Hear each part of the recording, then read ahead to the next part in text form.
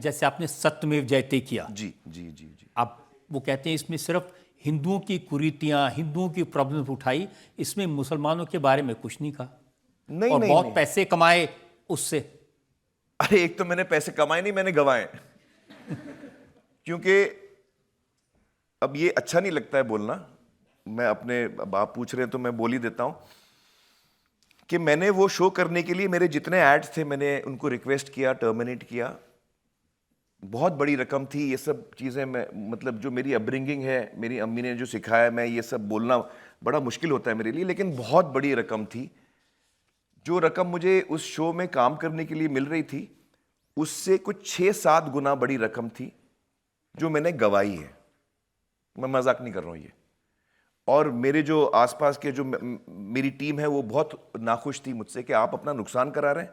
एक तो आप फिल्में नहीं करते, ऊपर से आप शो कर रहे हो जो मतलब गेम शो नहीं है, आप सोशल मैसेजेस का शो कर रहे हो, ऊपर से आप अपने पैसे गंवा रहे हो, आप अपने पैसे लगा रहे हो, तो ये आप गलत कर रहे हो। खैर ये अलग बात है, लेकिन मैं अब शो की बात करता हूँ। शो पे हमने समाज की विषयों पे हमने रोशनी डालने की कोशिश की है, हमने खुद समझने की कोशिश की है कि हमारे समाज में क्या क्या तकलीफें हम सामना करते हैं। आप हिंदू होंगे या मुसलमान होंगे, वो दोनों चीज़ें आप, हम तो एक ही देश में रहते हैं, हम एक ही समाज में रहते हैं।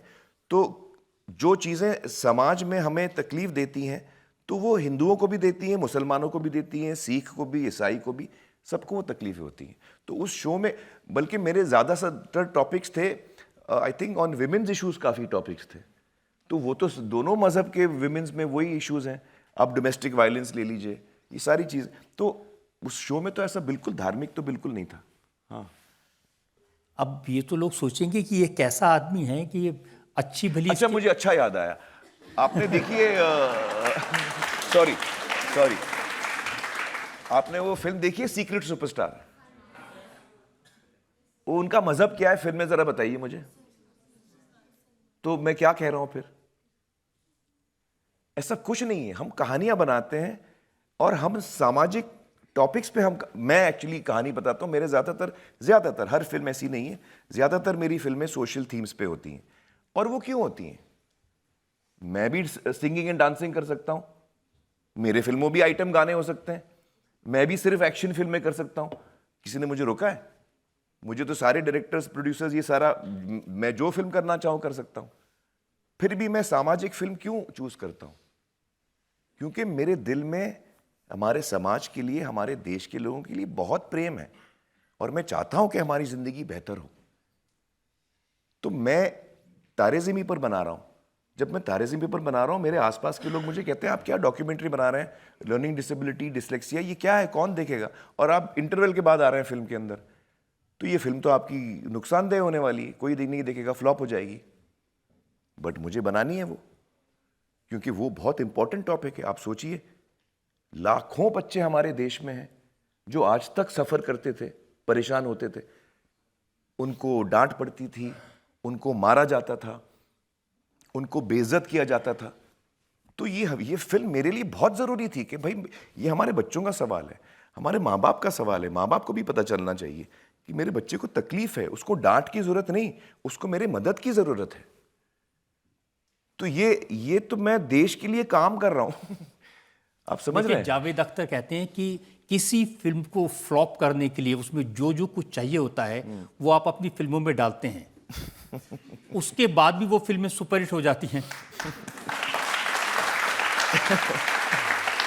हाँ, मुझे याद है जावेद साहब ने लगान के वक्त हमें बहुत बोला था कि ये फिल्म मत बनाइए, ये कामयाब नहीं होगी। और मतलब एक आध घंटे तक तो उन्होंने हमको नसीहत की थी, हमें समझाया था कि ये फिल्म मत बनाइए, कामयाब नहीं होगी। लेकिन मुझे वो फिल्म बहुत पसंद है, लगान। जो कहानी थी मुझे बेहद पसंद थी, तो हमने तो बना ही दिया।